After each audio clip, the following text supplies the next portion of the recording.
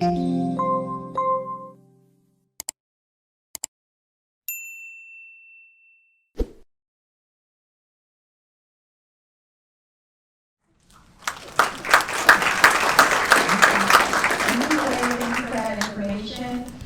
now it's my pleasure to introduce our panel and the reason we are all here today. So if you've been involved with the Chamber for an amount of time, you know that each month we host these luncheons. And Liza and I have looked at the calendar back in October of last year, and thought it would be interesting to have multiple employers on a panel. So you'll see this throughout the year. You'll see it today with our large employers in manufacturing. You'll see it in education. You'll see it in legislation. And so what we'd like to do is just kind of open the panel up. Each of our panelists, they're going to be about 10 minutes. And then once everyone is done, we will answer or ask any questions you have. The chamber has a few questions. I know we have a few folks in the audience too that have questions, and so we'll allow them their 10 minutes each to kind of just go over their footprint and what they're doing, what's important for us to know as a business community. So it's my pleasure to introduce Kathy Harris, Vice President of Services at Orion Industries. And then we have Ingrid Harger, Director of Brand Sales at Isernio Sausage. Next is Chris Davis, who is the Finance Manager of the Starbucks Kent Flex plant. And last but not least, Susan Champlain, Senior Director of State and Local Government Operations at Boeing, Northwest region. So first, I will start by apologizing that I was that person today, running in late. That was not my intention. My mother would be horrified, so forgive me. It's a crazy day. I'll just start by saying that we love the city of Kent. We have a great partnership with Mayor Ralph and his team. Following up on the Kent School District talk, I bet you my husband played on some of that 1960s built playground equipment. He grew up here, graduated from CAM. Go Royals! That's right. So I don't have a long history here, but my husband does. And the Boeing company has a very long and really fascinating history here in the city of Kent. Way back in 1963, we purchased the land and then built the Kent Space Center that is still up and running today. And as a lot of you know, because the mayor's office has done an amazing job of talking about it and getting the word out about it, we designed and built the lunar rover vehicles right here in Kent. A pretty cool space program. And then in 2020, the mayor's office and Kent Downtown Partnership working together got the state to recognize them as historic landmarks, and they're still up there on the moon. So really pretty cool history. And today we are still doing a lot of space work at the Kent Space Center. It's all classified. I could tell you about it, but I don't even know about it. So, and we also have a pretty big group of people at the Kent site now who've been there for a few years working on 737 engines. So we're doing both space work and commercial airplanes work right here. And our folks at the site tell me we're growing. We are hiring a ton of people, particularly for the space programs in Kent, so that's great news, and we'll be there for the foreseeable future. Let's see. I will talk a little bit about what's going on with the Boeing company. As you all know, the past 3 years have been very, very challenging. The most challenging time probably the company has ever been through. But we are coming back and coming out of it. The pandemic was brutal for the entire aviation industry. Everybody stopped flying, and therefore airlines didn't need airplanes. So we stopped making airplanes. We kept everybody on board, but it was rough. So now we're getting great new orders, because I don't know if any of you have flown lately, but everybody wants to fly. People are flying not just for vacation, but for business. And it's interesting because at the beginning of the pandemic, so many people questioned, well, now we have all this technology, people can talk to each other over their computer, no one would want to fly again. Well, just with a CTAC, and you'll see that's not true. Everyone's flying. And ticket prices are crazy now. But then that's good for the Boeing company, because airlines need airplanes and they're ordering them like crazy. So we've got a ton of new orders. We are increasing our production rates across the board, and that means we are hiring. So in 2022, we grew employment here in the state by 4,500 people. So now we are up to about 60,000 Boeing employees in the state of Washington. And this year we plan to grow by another 5,000. So we are in need of machinists and engineers in particular, and then all sorts of other office functions as well. So we're growing, we're doing well, things are looking up. We have today a total unfilled commercial airplanes backlog of 5,382 airplanes, and that's growing as we get new orders. So this is all really good news, and we are increasing the production rate, in particular on the 737 MAX. And I don't know if you all heard the announcement we made, I think about a month ago, but we have so many orders for that airplane, and we are running out of room at Renton where we built them all. So now we're going to open up a fourth 737 MAX production line in Everett, which is good news for Everett because, as you know, we delivered the last 747 in February. I should know. Anyway, it was recently. It was a very cool celebration. That's an iconic airplane, but its time was up, and so now we're going to use that space in Everett for the 737. So it's all good news, and I'll say that probably like most companies, we are in great need of a skilled workforce. So we're working diligently with school districts, community colleges, et cetera, to make sure we have enough people to fill the immediate needs we have, but then also replace our employees who are going to be retired for the next several years. And I will leave it at that and pass it along. Hello everyone, I'm Chris Davis and I work for Starbucks, and you might think this is manufacturing, why Starbucks here. But in Kent we actually do have a roasting plant, and so on the north end of Kent, 8th Avenue, we have a roasting plant that's been there for 30 years this October. And we do about 1 million pounds of coffee there every single week, so it adds up. We also have a tea operation and a soluble operation, so the instant coffee, that's the soluble that we're talking about. And we ship to all over the world, so China, Asia Pacific, also locally, obviously. We have a distribution center in Auburn that a lot of our product goes to. We currently have 300 employees at the Kent roasting plant, but as many of you know, Starbucks is a multinational company, and so about 300,000 employees around the world. And in Kent, we also have an additional 11 stores. So in total, we have about 600 employees working in the city of Kent. In addition, there are licensed stores that we don't, the employees that work there are not our Starbucks employees, but the licensee employees. So since the pandemic, we actually produce 24/7 through the pandemic. Starbucks shut down half their stores during the pandemic, but the roasting plant kept going. And it really was on a long-term basis. Those employees that did not want to come in did not have to work and still got paid during the time. Our production was cut in half, but we still had a really strong workforce that came in and worked at that time. Some things that we're doing in the community. We support I think it's Calabos blueberry farm in Bedaway, so we go up there kind of quarterly and do a cleanup and maintenance.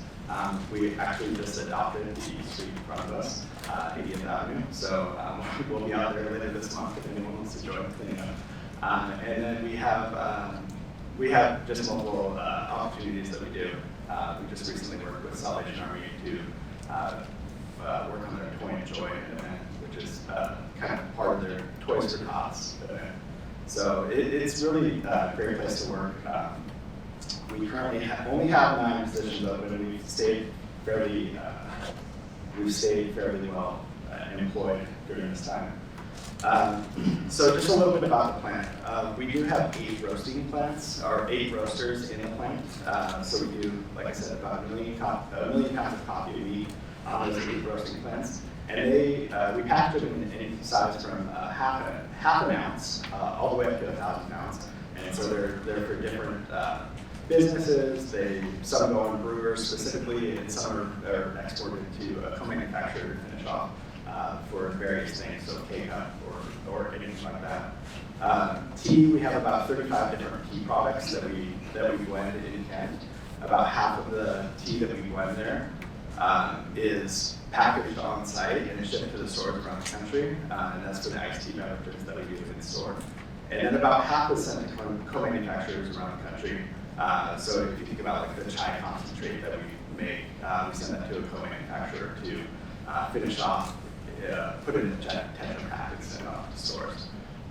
Additionally, all the grocery item tea that Starbucks creates is made in Kent, so something to be proud of. And then soluble products, we do about 120 metric tons of soluble. We don't package it on site, we package it in our facility in Augusta. But we had a little dip in business recently, but we just recently got back up to full production, and so we're running 24/7 in our coffee operation and 5 days a week in both tea and soluble. Just see if there's anything else I need to touch on.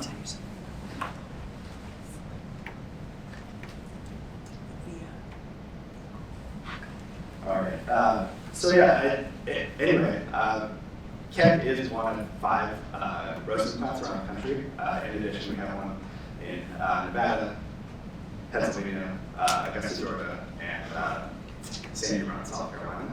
We also have one in Amsterdam. We're opening one in China later this year, and so we're really growing the business, and we anticipate being there for a very long time. Our 30-year celebration will be sometime October, November, so we're really looking forward to that. That's all. Hi, I'm Ingrid Harger. I'm the general manager of Isernio Sausage Company here in Kent. Our manufacturing facility is just down the street on 228. I put a little brochure on each table in case you all don't know what we do. It kind of highlights some of our products. We're a producer of fresh specialty meats, including pork and chicken sausages, ground chicken, other value-added fresh meats. We really stand out because it's a premium product. Everything's all natural. We use the highest quality materials. We're a fresh processing facility only. Every week we're bringing in fresh pork and chicken into our facility. We're processing it, and it's going out the door within like 1 or 2 days. And we distribute mostly on the West Coast, Washington, Oregon, California, a little bit of Arizona and Denver area. Most of our business is retail grocery, so you'll see us in most of the major grocery stores around here, Fred Meyer, Safeway, UFC, basically all of the local major players. You can find some of our products. The company was founded in 1980 by Frank Isernio, who grew up on Seattle's Beacon Hill, son of Italian immigrants. The sausage recipe is his mom's recipe for Italian sausage. He built the business by making sausage in his basement and putting it in the trunk of his car with ice and driving it around to restaurants, and really built the business from there over the past 40 plus years. In 2012, we moved to Kent we had a very, very small processing facility in Georgetown, and we moved to Kent in 2012. Never thought that we'd fill the building up that we're in, but we're nearing 85% capacity now, so business has been good. In 2015, Frank retired, and he sold the company to a company called Premium Brands, which is a Canadian holding company, and they own about 65 different specialty food and food distribution companies. So we are part of that family. Annually, it's about $6 billion in sales under the Premium Brands, different companies. We fall under the U.S. specialty meats arm of Premium Brands. As part of Hempler Foods Group. I don't know if anybody's heard of Hempler's Bacon, smoked sausage hams. That's our direct parent company. They're up in Ferndale, Bellingham area. At Isernio's, the Kent facility, we employ about 80 people, 70 of which are in production and QA. Hempler's employs about 150 people up in that area. And then Another sister company of ours under the premium brands arm is Oberto, which everybody knows Oberto. And they, gosh, I think they have about 500 people working at that facility just down the street in Kent. So we share a lot of resources. Isernio's is obviously the smaller of that group, but we share sales, marketing, R&D resources with Oberto and employers. I've been with Isernio's for about 17 years. I started out as a sales and marketing coordinator. Was offered the general manager role in 2018. I've seen a little bit of everything in my years there, and done a lot. I'm very proud of the products that we produce. It's always a thrill to see them on the shelf and talk to people about them. I grew up in Kent Meridian class of 96. Yay. Go Rolls. As far as the business, our business is very good overall.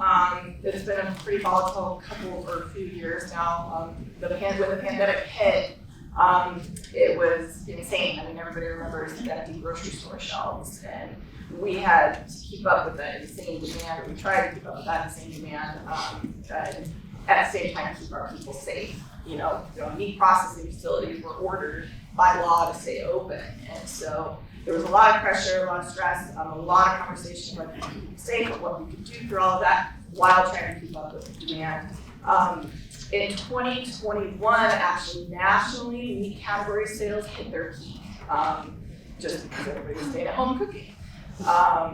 In the last year, 2022, nationally meat department pounds were down by about 2.5%, but sales dollars were up by 5.7%, so inflation has hit, everywhere, everybody knows that. So meat department inflation was about 8.5% last year versus prior year, and then food and beverage is up 12.5%. So everybody's aware of the inflationary issues. Versus pre-pandemic, meat sales in general, as far as volume, are up. So consumers are still buying meat products. They're looking for new and different things, value added. They're cooking at home still. Especially since inflation has taken off so much, we see that consumers, everybody kind of went back to restaurants when they first opened up, but now it's so expensive to eat out that a lot of consumers are going back to cooking at home and really watching what they're purchasing. So for Isernio's, we participated in the ground meat category, so a lot of our products are ground chicken, sausages, those sorts of things. So the price points are a little bit more affordable than buying, whole cuts of meat or more expensive cuts of meat. So our business has been pretty good.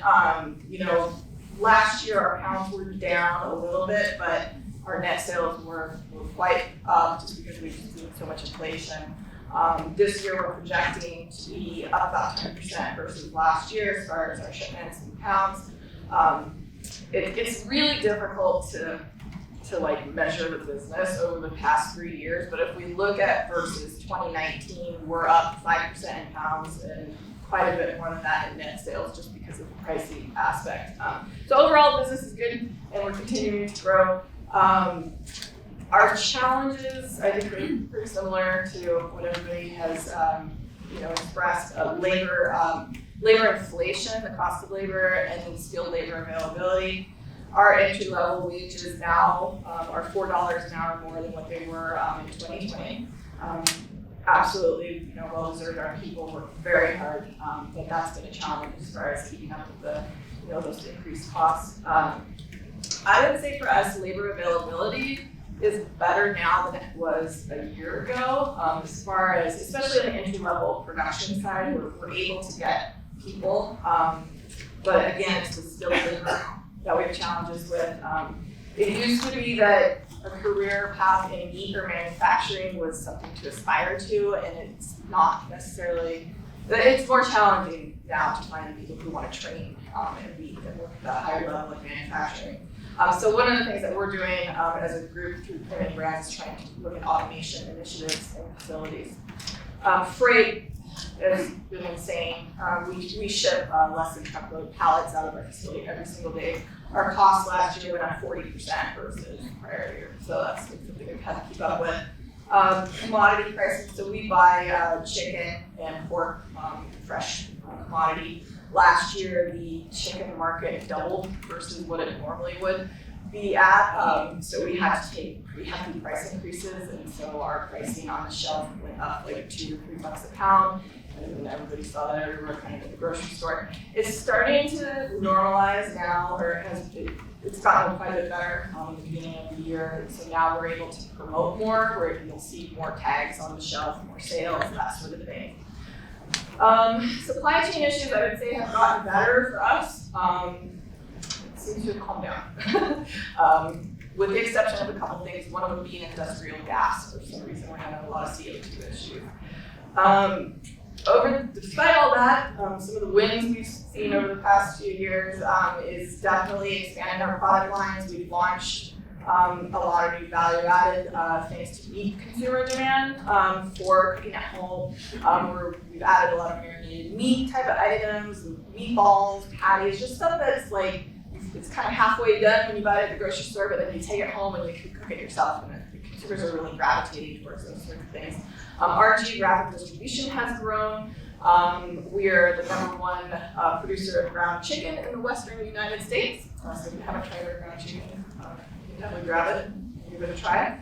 As far as business focuses, all premium brands companies, we are putting a strong focus on ESG measures. So that includes environmental focus. We're looking at different packaging options, that are compostable or recycle ready, to decrease our carbon footprint in our production processes and materials. We're really focusing on our company culture, people. We implemented a scholarship program last year for children of employees, gave away $15,000 in scholarships. We've implemented different wellness programs in the facility, employee engagement, done some surveys, just really working on just building that culture that, when people are happy where they work, they stay. So we're really focused on that. Premium Brands just put together a DEI committee that I'm on, so we coming up with some initiatives for diversity, equity, and inclusion for the group. In Kent, Isernio has really tried to become more active in the community. As far as Isernio and Hempers, we support 36 different community organizations, mostly in King and Whatcom County. We really try to focus grassroots, where our money can make the most difference in an immediate way. In Kent, we're supporting a few organizations, the Pediatric and Infant Care Center. We donate and sponsor their walk for babies. The Kent Youth Family Services. We work with the Dawn Domestic Youth Service Agency. We sponsor Kent Little League. We do their T-ball sponsorship. We're doing a barbecue for them this weekend for a few days. And we do ongoing food donations to the Kent Hope shelter. So looking forward to doing more in the community. All right, hi everyone, I am Kathy Powers. I am the Vice President of Services with Orion Industries. We are not in Kent, but we have a deep ties to Kent. So we are a 100,000 square foot facility in Auburn, 35,000 in Mukilteo. We partner with manufacturers in the Kent Valley here, as well as place individuals from our programs into businesses in the community and serve lots of residents through our services. So if you're not familiar with Orion, we are a social enterprise, so we're a nonprofit. We have our aerospace manufacturing business that we operate in both locations, and then we overlay kind of an on-the-job training program in those businesses. So as a nonprofit, that is our goal. So our mission as a nonprofit is, I have to read it, sorry. So we believe everyone should have the opportunity to work, and that hurts easy. But we are our hope create paths to employment through building esteem, mentoring, training, education, community services, and successful businesses. It doesn't roll right off the tongue, but it's all the words are carefully chosen.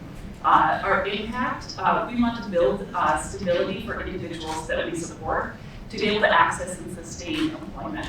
And we look at kind of 4 outcomes that individuals get from coming into our program, including Kent residents. And that is that they reduce barriers to employment, that they gain their self-worth, self-esteem, that they gain skills, both soft skills and technical skills, and that they gain employment. So not everybody gets a job, but we hope that individuals that we support benefit from the services we provide.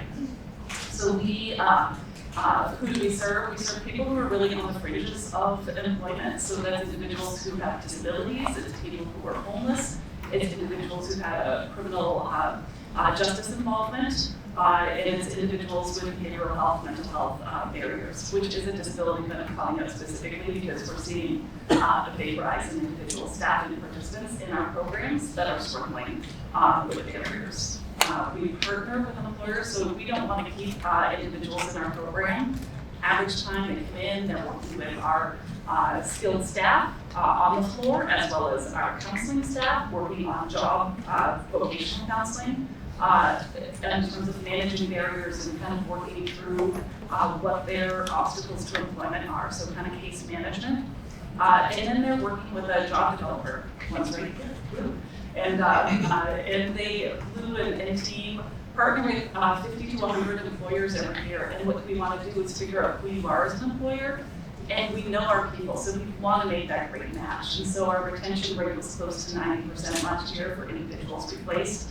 So really understanding what you're looking for as an employer, not your job description, is the magic of what we do. So to the meat of what we've had, so I think this is almost a view of the last few years. We were hit really hard as an aerospace manufacturer with much of our work statement in the MAX category, the 737, so, and then the double whammy of COVID, right? So we lost over 50% of our business in 2020 compared to 2019 and laid off half of our staff. And so that was really impactful. We did operate through the pandemic, so we had to take our 4-week break, but then move right back at it. We can't really manufacture parts or train individuals in terms of their soft skills to meet effectively remotely. So we brought everybody back in, safe practices, manufacturing. I mean, that was a whirlwind to navigate. And so where we're at now is last year we were about 65% of our 2019 revenue. This year our projection is to be about 75% of that revenue, but we're doing more with less. So that is profitability has been impacted through healthcare costs, increasing wages, increasing cost of employment. And so we streamlined, we really worked to try to figure out how to be smarter, not have as many people in the ranks. So we're probably about 250 people now employed versus 400.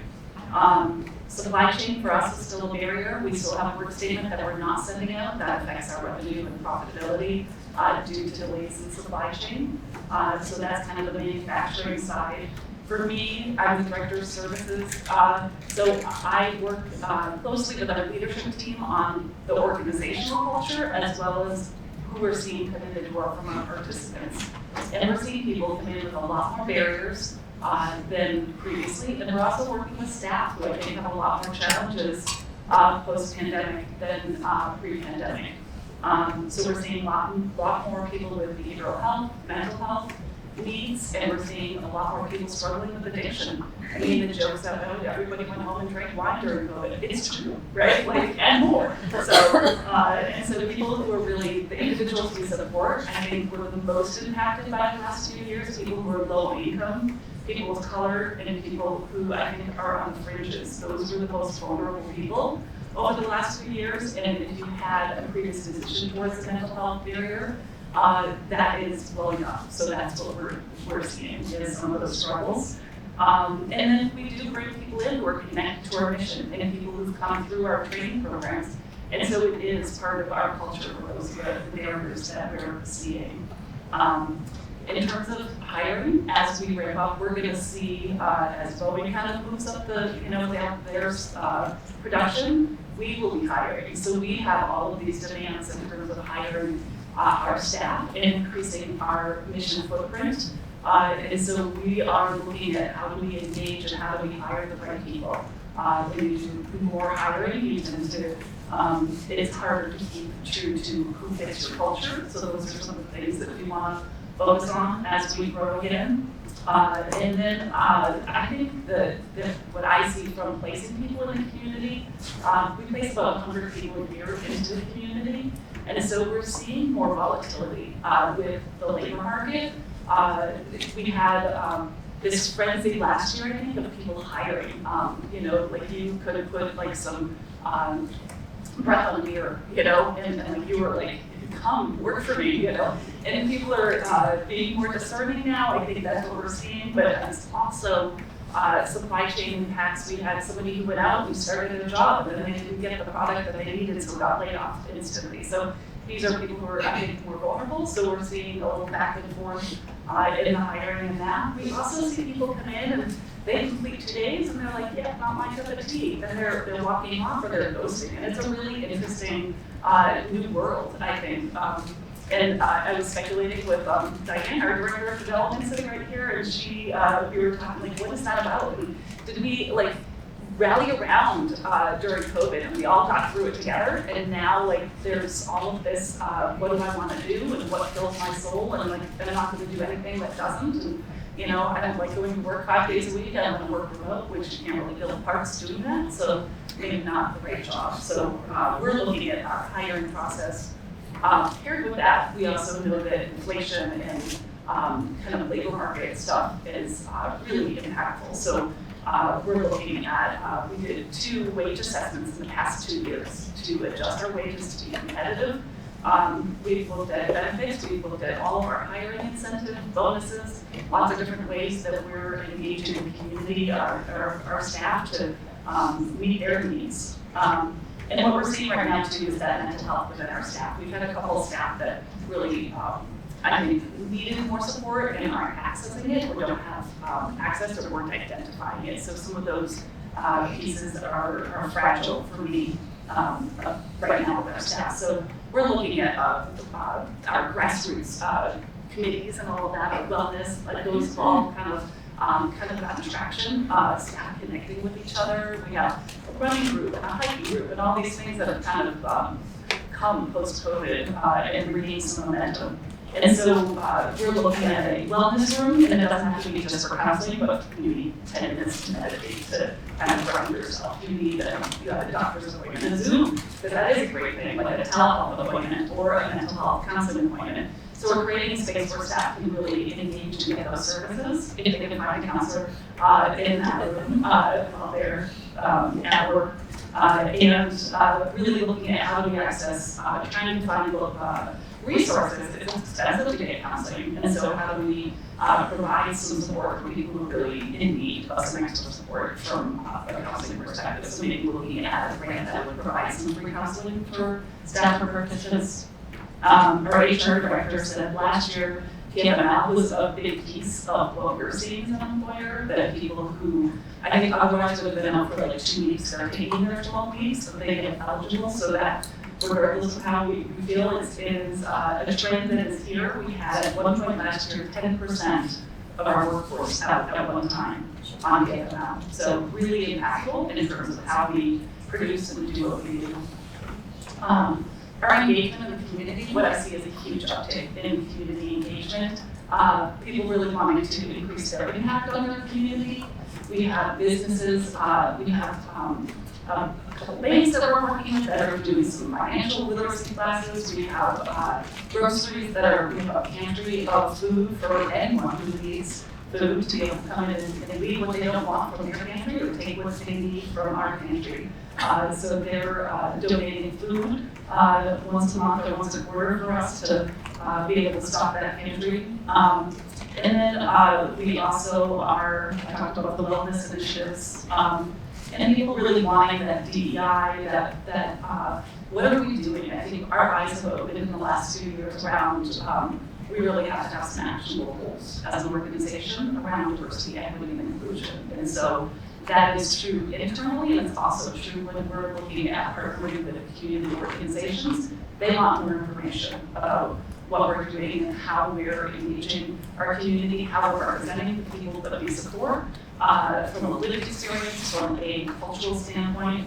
And then they're also looking at our board is asking those questions to the board of directors. So they really want to know how we represent and how we include voice in everything we do. So I have one big story, and I'm just going to share probably over time, so I apologize, but we had an individual that we supported, and just to kind of lay out the process that we do. So he came to us after a work injury where he got a head injury. And so he was on the job doing heavy construction work and labor, did not have a high school diploma, really a person who I think was more marginalized and didn't have the, if you look at somebody who got a work injury, many times they might end up in this building at Green River going to school, but without a GED, his options were limited in terms of what he did. And so he came in, he was just a great shining star. He wanted to get a thirst for knowledge. He had obstacles, right? So related to his injury, but showed up every day, worked hard, really was curious about what we did, and wanted to learn. And I think everyone in this room wants that employee, right? So it's really about trying to figure out how he fits in. And what he said is he really wanted to work in his community and to be part of his, where he grew up, he wanted to be closer to home. So even though we have a manufacturing training, our training program operates in the manufacturing business, his goal wasn't to do manufacturing. So we had an opportunity to locate employment in his hometown, in his city where he grew up, and he is, it was seasonal, and he did facilities work, he did I'm trying to remember the word for it, but he did landscaping and the parks department work in the summer.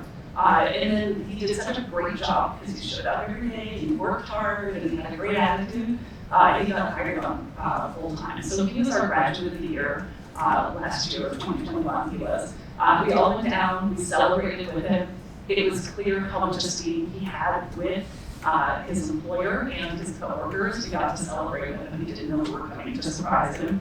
But it really is, to me, it was what he wanted. It was the right job match. It was an employer who understood some of the barriers he faces, but then accommodated him in those, but then really focused on the strengths he brings to the table. So for me, what we want to do is make sure we're partnering with our local community, our businesses in South Sound, including Kent, that we would work with you on your job openings, that we would work with you if you have an investment in what we do as a mission, that you partner with us on supporting our participants. That could be a number of ways. And it does cost money to run our mission. So, and then that you would refer, if you have people you know in your community that need the supports that we provide, that you reach out to us and let us know, and we would reach out to that.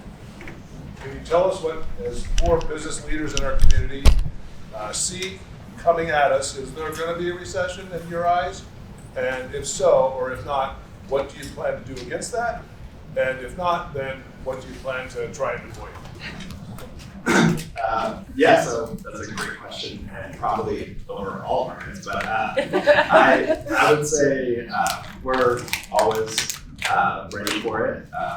We do have a pretty nimble workforce, but with what we produce in Kent specifically, actually most of our product goes to the grocery stores, and so when people stop buying at a Starbucks store, they start buying in the grocery store and may get the same products. So we're really well set up to weather recession, specifically in the Kent roasting plant. As far as Starbucks as a whole, you know, a lot of times it's the first thing people cut when they try to save money.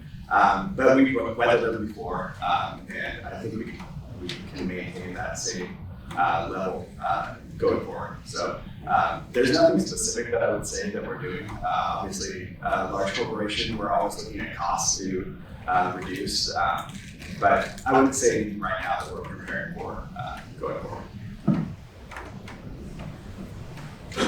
Yeah, I would kind of echo that. I would say we're not really sure, but we're nimble enough that we're just keeping an eye on things and we'll make adjustments as we need to. But because I was mentioning for the categories that we participate in, people are still going to buy groceries. They're still going to cook at home. So I think as far as business, it should be okay. Anecdotally, I'll say I'm starting to hear like from more and more salespeople who want to, sell us things, or new transportation companies who want to come to us with bids, and that was not happening from 2020 through now. And so to me, that kind of, it feels like things are kind of slowing down a little bit, just because there seems to be capacity. So I don't know. That's just I would say that I would call you if time was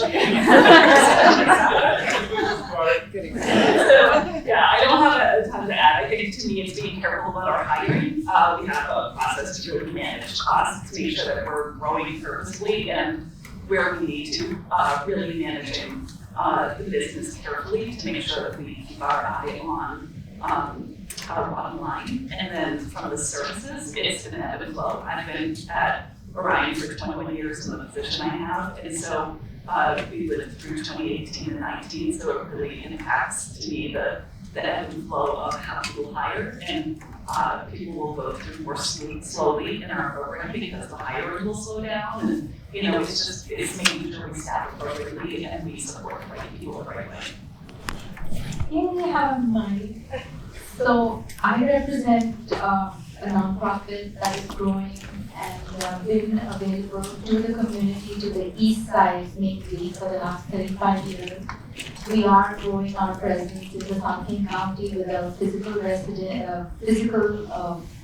space which will be ready early of 2025 in Kent. So we are very excited to be in this space. My question to all of you is that with the community's growing needs, especially immigrant and refugee communities, we have a lot of people coming from crisis looking for jobs. And with recession coming, what is your forecast and what is your prediction? And what are the pointers for me as a caseworker in crisis care? And my second question was, how do you, I know anything that's down goes up, but what's the time frame that you probably imagine or advise? Thank you. That's a hard question. I'll just say that at Boeing, every year we do, and this is sort of answer the last question and this one, we do a 20-year forecast for what the commercial aviation market will look like.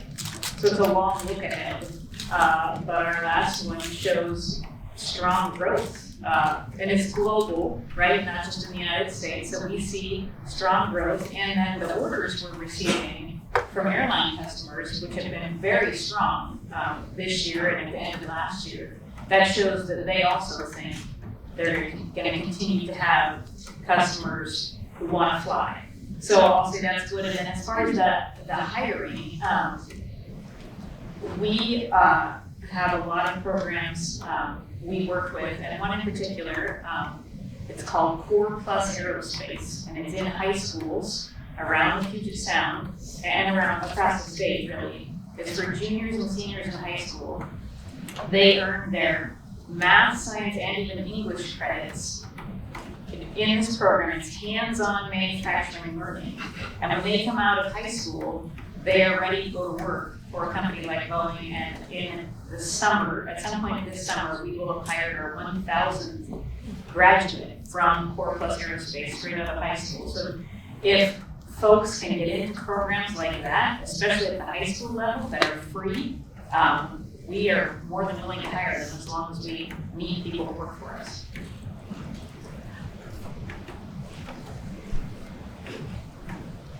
This is Kathy from Orion. So to me, I would see a partnership with other organizations like Orion, where we partner to figure out how we meet the needs of a population that's coming here and that needs that support. So the community, to me, you are one of our community partners, hopefully, but then there's dozens. So it's really about being together, the community and the network that we have to figure out how to get the job done. So. I'm Wendy from the Doubletree Thesis Center. In fact, business travel before the pandemic, have we seen it come back? Yeah, we have. Our business travel is mostly sales side, outside sales people who didn't travel for almost a couple of years, but it's come back full force and they're taking all sorts of appointments and meetings and going all over the place.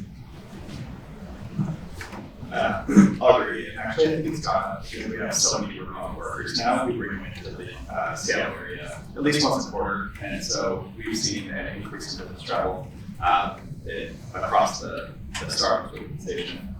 So yeah, we've seen it actually probably double since before the pandemic. Yeah, and same is true for Boeing, our folks traveling, but I will say that for domestic markets, so that means within the US, within Europe, within Asia, or parts of Asia, travel is back up to about 90-some% of pre-pandemic levels, depending on exactly where you are in the world. So that means it's not just people on vacation, it means people are flying for business, so absolutely. Hi everybody, my name is Allison with Out of the Box Manufacturing. All of you spoke about growth goals and workforce challenges over the next 12 to 18 months. As large employers in our community, have your organizations thought at all about how to partner with small to mid-sized manufacturers to address our workforce challenges? Yeah, I mean, well, our company is part of a group of many different sized companies, so small, mid, large. And yes, I think it's important to look, at all sorts of different options and, just the flexibilities. As I mentioned, we are looking at automation. It's a big initiative for all of our communities. So I would say one of the other pieces of probably your struggle is that we get individuals kind of bucked into the, there's like a system of we're losing staff to higher wage jobs at a large aerospace company.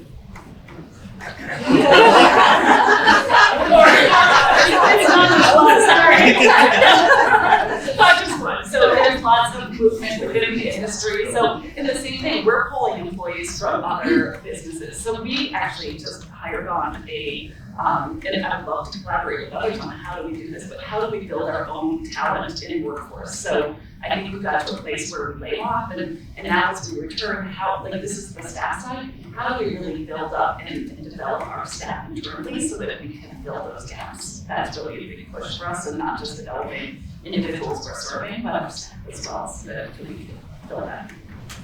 Susan, you touched on 4+. Aside from 4+, what would be, as the city of Kent looks to partner with our education, Kent School District, Green River College, Renton Technical, and we're having these conversations, what is the one skill that you need your workforce to have? If you were focused on something, what are you looking for in employees? What are you seeing missing work yet? Definitely the higher skilled mechanical aspect of things. So we are looking to automate, but that means robotics and higher level equipment and technology that a lot of people are coming into the workforce that they don't know how to operate or they don't understand. So in the manufacturing and production side, it's the equipment side and the mechanical side. I don't know that. Yeah, mechanical automations, those are the two that we struggle with hiring the most. Operators generally trained on the job, and so the skills are there. But definitely automations has been a struggle for us recently. Yeah, I agree. It's the higher skilled labor, and at Boeing we have a lot of folks retiring, and those are the very highly skilled people who have been around forever, and so it's hard to bring somebody brand new in and teach them in a short amount of time how to do that, how to learn that. So we struggle in that sense, but we've got great partnerships with Green River, with other community colleges and high schools, so we're working on it. Thanks, Zenovia. Just a quick question for the whole panel. In 2021, the legislature passed a bill, HB 1170. It's nice to see all Allison and Susan from the Department of Commerce's task force to implement and come up with solutions for that bill to double manufacturing in Washington State over the next decade, from 2021 to 2031. This bill is focused on women and minority-owned businesses. I'd love to know what are some things that states, counties, and cities can be doing to facilitate that, to encourage employers to do that growth here in Washington State. I think from Boeing's perspective, to grow manufacturing in the state, we need really strong workforce development programs. We need streamlined permitting processes, which the entire manufacturing community would probably agree with. Just don't make it take forever for someone to get a permit to change part of what they do in a building or to build a new building for manufacturing. It's not that we want to make the requirements any less stringent, we just want it to move faster. Say those two things.